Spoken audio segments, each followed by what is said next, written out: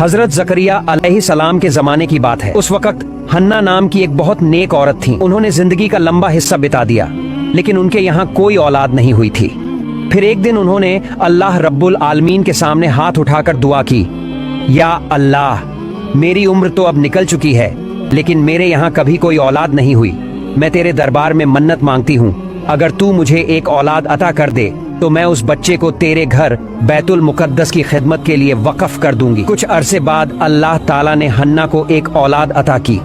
हन्ना बहुत खुश हुई, मगर ये खुशी ज्यादा देर तक न टिक सकी, क्योंकि जब उन्होंने बच्चे को देखा तो मालूम हुआ ये तो एक लड़की है। लड़की को देखकर हन्ना का दिल दुख से भर गया।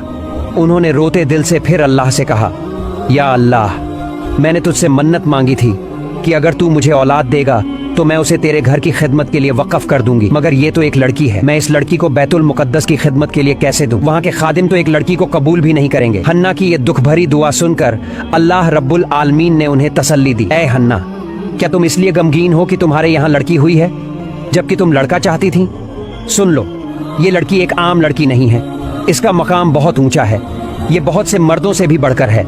और जहाँ तक बैतुल मुकद्दस की खिदमत की बात है, इसकी फिक्र मत करो, तुम इस बच्ची की परवरिश करो।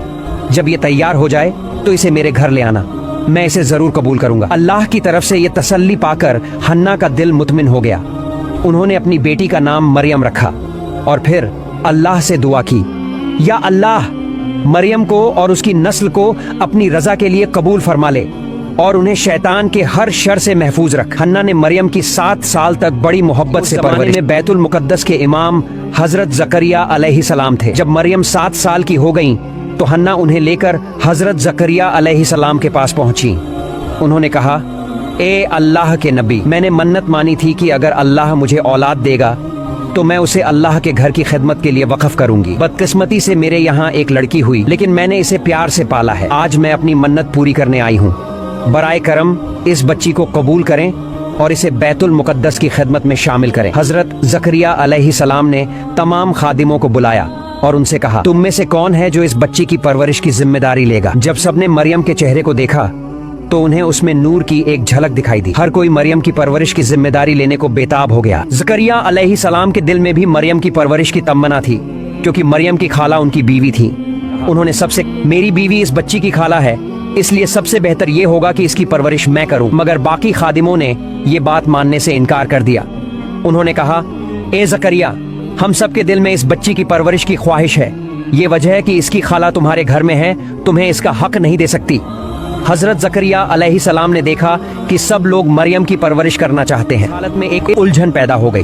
तब हजरत जकरिया ने कहा, देखो, हम सब चाहते हैं कि इस बच्ची की परवरिश करें, तो क्यों ना हम इस फैसले को अल्लाह रब्बुल आलमीन के सुपुर्द कर दें।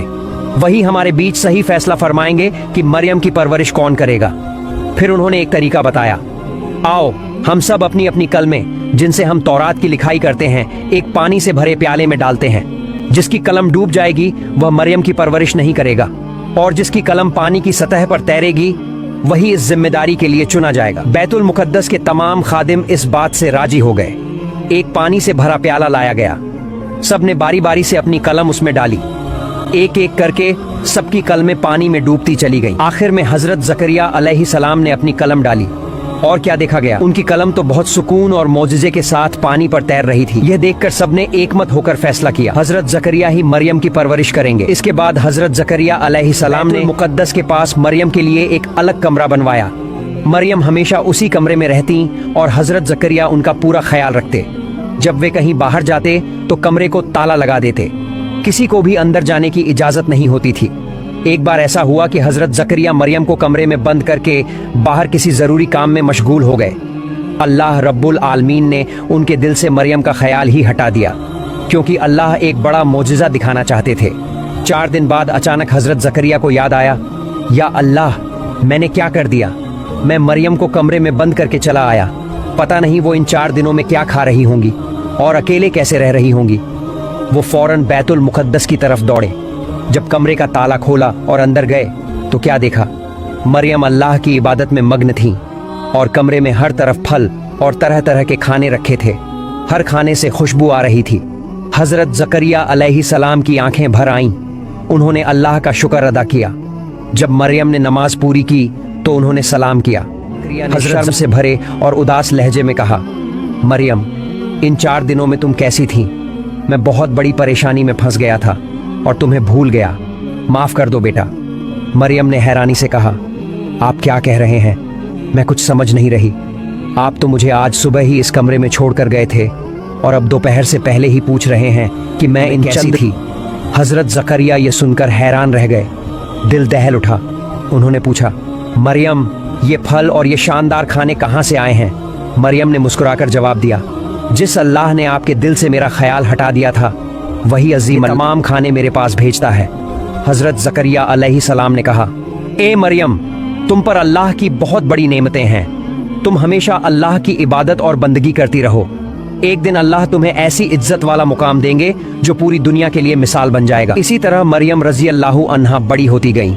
एक दिन ऐसा आया जब वो बालिग हो गईं। पहली बार हैज के बाद उन्होंने गस्ल किया। जब वो अपने कमरे की तरफ वापस जा रही थीं, तो अचानक एक लंबा और रोशन चेहरे वाला शख्स उनके सामने आ गया। मरियम घबरा गईं। उन्होंने झट से अपना चेहरा ढांप लिया और उस शख्स से दूर निकलने लगी।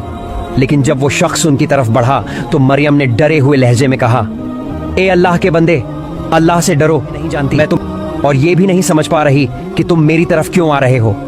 असल में मरियम को नहीं पता था कि वो शख्स कोई आम आदमी नहीं, बल्कि हजरत जिब्रील अलैहिस्सलाम थे।